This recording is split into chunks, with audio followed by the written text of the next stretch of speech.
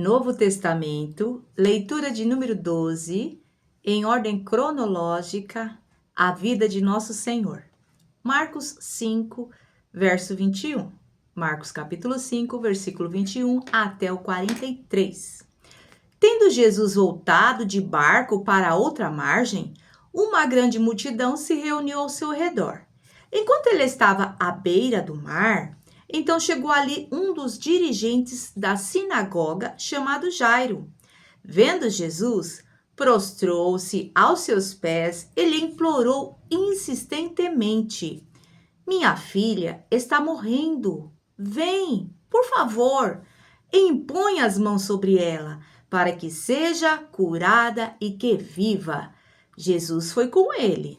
Uma grande multidão o seguia e o comprimia, e estava ali certa mulher que havia 12 anos vinha sofrendo de hemorragia.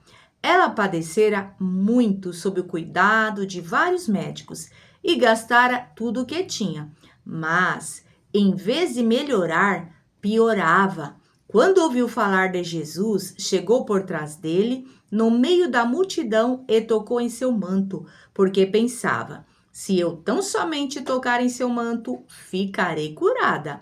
Imediatamente cessou sua hemorragia e ela sentiu em seu corpo que estava livre do seu sofrimento. No mesmo instante, Jesus percebeu que dele havia saído o poder. Virou-se para a multidão e perguntou: Quem tocou em meu manto? Responderam os seus discípulos: Vês a multidão aglomerada ao teu redor e ainda perguntas: Quem tocou em mim? Mas Jesus continuou olhando ao seu redor para ver quem tinha feito aquilo. Então a mulher, sabendo o que lhe tinha acontecido, aproximou-se, prostrou-se aos seus pés e, tremendo de medo, contou-lhe toda a verdade. Então ele lhe disse: Filha, a sua fé a curou. Vá em paz e fique livre do seu sofrimento.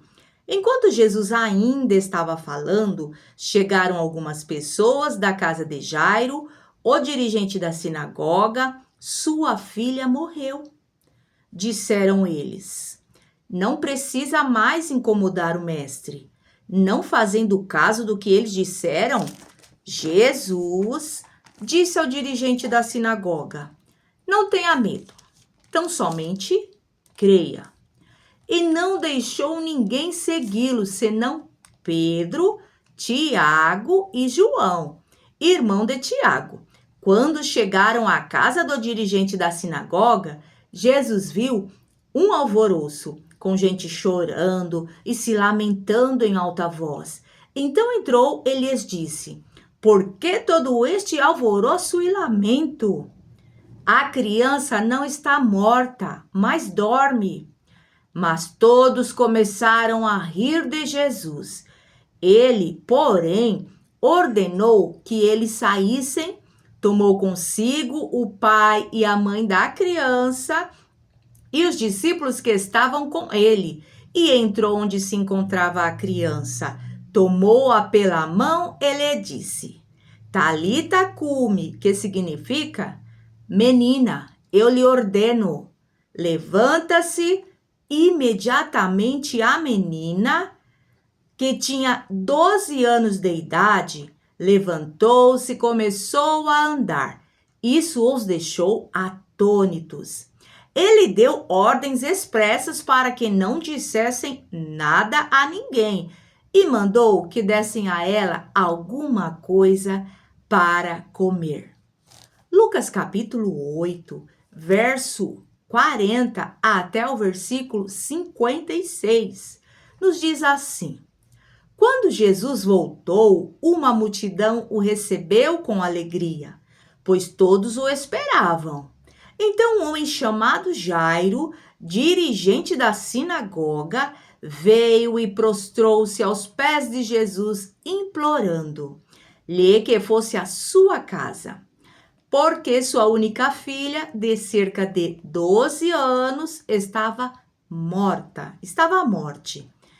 Estando Jesus a caminho, a multidão o comprimia E estava ali certa mulher que havia 12 anos vinha sofrendo de hemorragia e gastara tudo o que tinha com os médicos, mas ninguém pudera curá-la.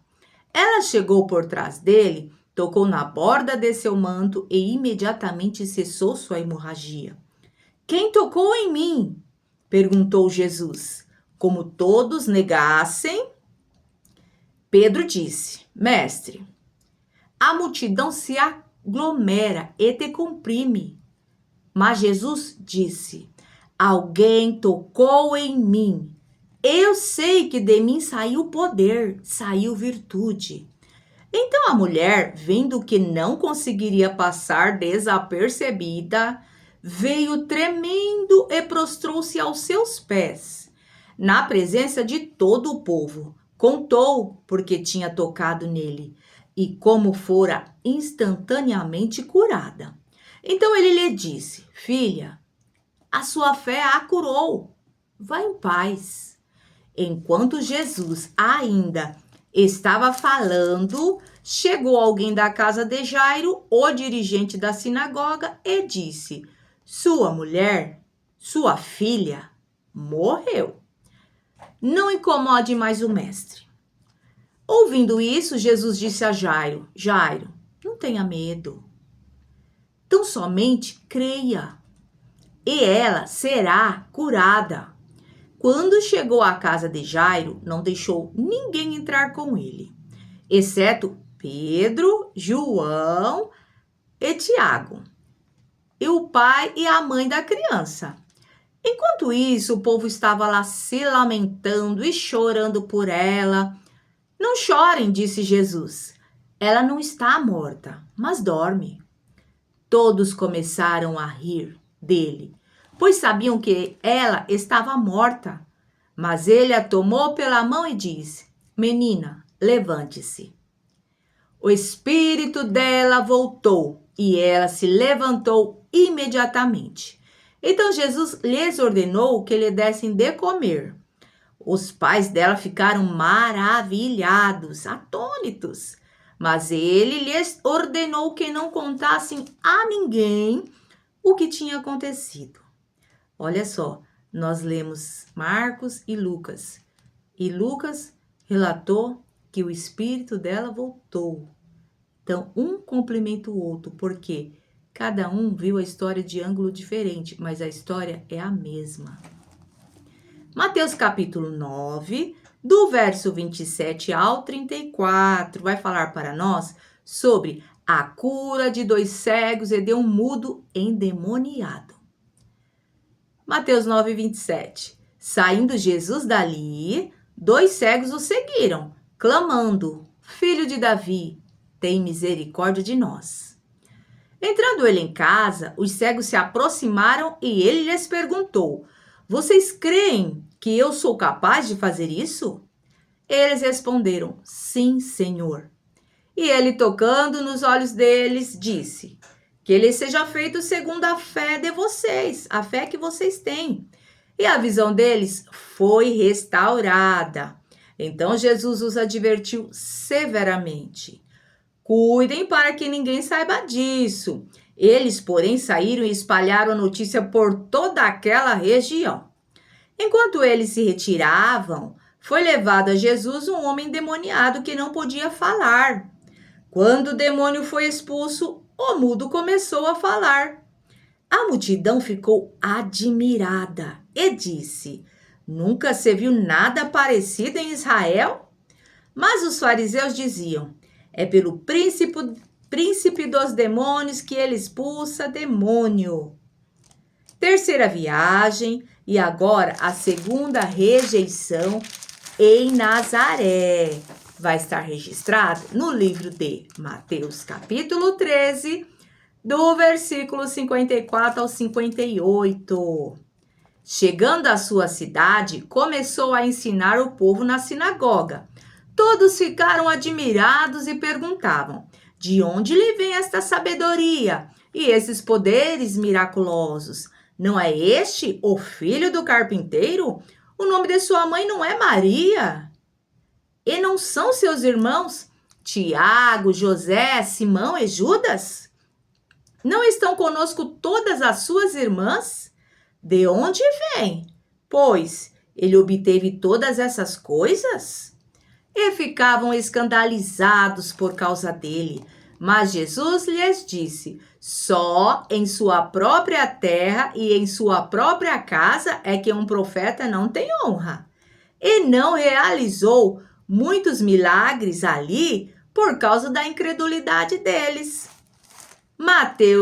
Marcos agora, capítulo 6, do versículo 1 ao 6.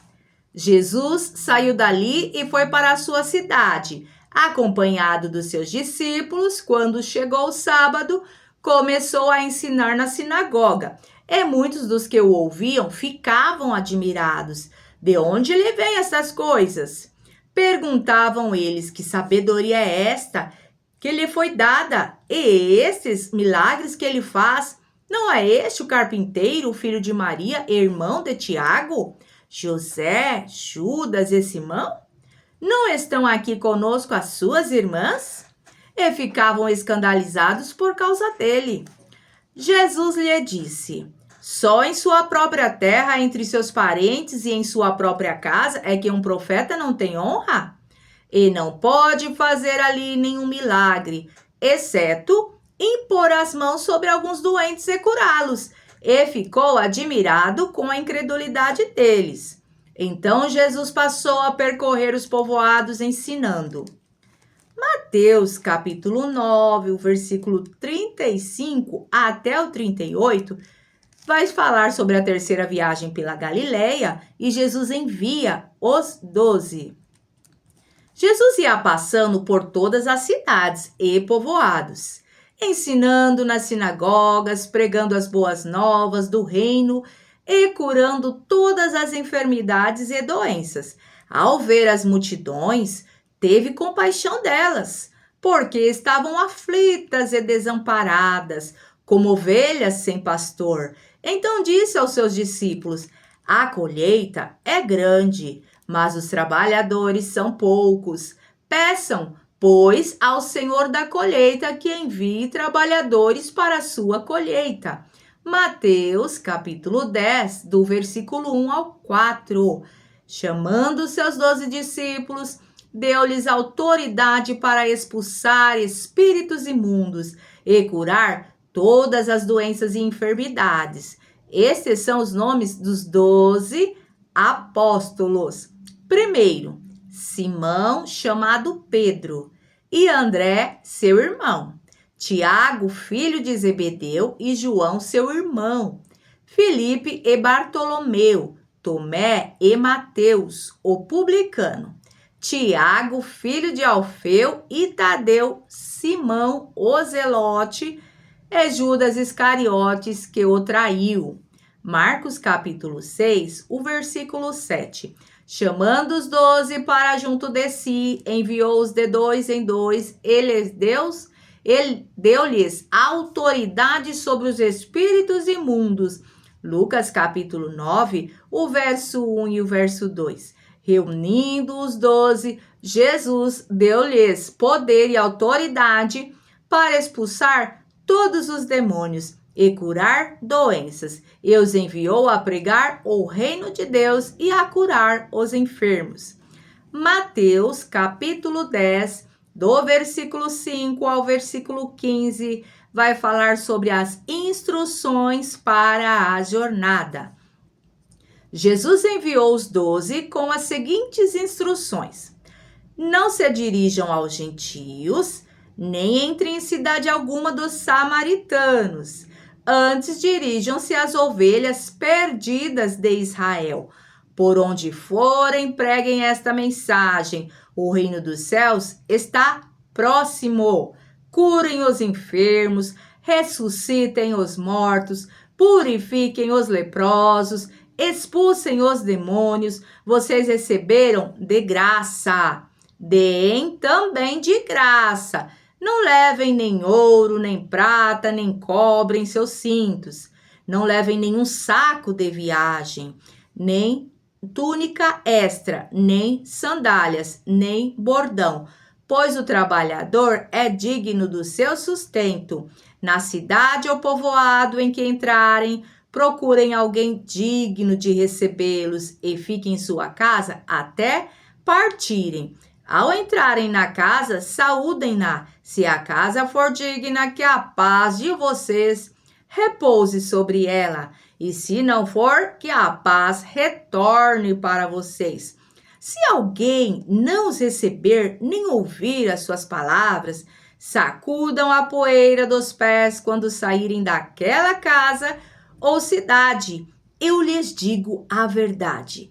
No dia do juízo haverá menor rigor para Sodoma e Gomorra do que para aquela cidade. Marcos capítulo 6, do versículo 8 ao 11. Essas foram as suas instruções. Não levem nada pelo caminho, a não ser um bordão. Não levem pão, nem saco de viagem, nem dinheiro em seus cintos. Calcem sandálias, mas não levem túnica extra. Sempre que entrarem numa casa, fiquem ali até partirem. E se algum povoado não os receber nem os ouvir, sacudam a poeira dos seus pés quando saírem de lá, como testemunho contra eles. Lucas capítulo 9, versículo 3 e 5, até o 5. E disse-lhes: não levem nada pelo caminho, nem bordão, nem saco de viagem, nem pão, nem dinheiro, nem túnica extra. Na casa em que vocês entrarem, fiquem ali até partirem. Se não os receberem, sacudam a poeira dos seus pés quando saírem daquela cidade, como testemunho contra eles. Mateus capítulo 10, do versículo 16 ao 33, vai falar sobre advertências quanto à perseguição. Eu os estou enviando como ovelhas entre lobos. Portanto, sejam astutos como as serpentes e sem malícia como as pombas. Tenham cuidado, pois os homens os entregarão aos tribunais e os açoitarão nas sinagogas deles. Por minha causa, vocês serão levados à presença de governadores e reis como testemunhas a eles e aos gentios. Mas quando os prenderem, não se preocupem quanto ao que dizer ou como dizê-lo. Naquela hora lhes será dado o que dizer, pois não serão vocês que estarão falando, mas o Espírito do Pai de vocês falará por intermédio de vocês. O irmão entregará à morte o seu irmão, e o pai o seu filho. Filhos se rebelarão contra seus pais e os matarão. Todos odiarão vocês por minha causa, mas aquele que perseverar até o fim será salvo. Quando forem perseguidos num lugar, fujam para o outro. Eu lhes garanto que vocês não terão percorrido todas as cidades de Israel antes que venha o Filho do Homem. O discípulo não está acima do seu mestre, nem o servo acima do seu senhor. Basta ao discípulo ser como seu mestre e ao servo como seu senhor. Se o dono da casa foi chamado Beelzebu, quanto mais os membros da sua família. Portanto, não tenham medo deles. Não há nada escondido que não venha a ser revelado, nem oculto que não venha a se tornar conhecido. O que eu lhes digo na escuridão, falem à luz do dia. O que é sussurrado em seus ouvidos, proclamem dos telhados. Não tenham medo dos que matam o corpo, mas não podem matar a alma. Antes, tenham medo daquele que pode destruir tanto a alma como o corpo no inferno. Não se vendem 2 pardais por uma moedinha. Contudo, nenhum deles cai no chão sem o consentimento do Pai de vocês. Até os cabelos da cabeça de vocês estão todos contados. Portanto, não tenham medo, vocês valem mais do que muitos pardais. Quem, pois, me confessar diante dos homens, eu também o confessarei diante do meu Pai que está nos céus. Mas aquele que me negar diante dos homens, eu também o negarei diante do meu Pai que estás nos céus.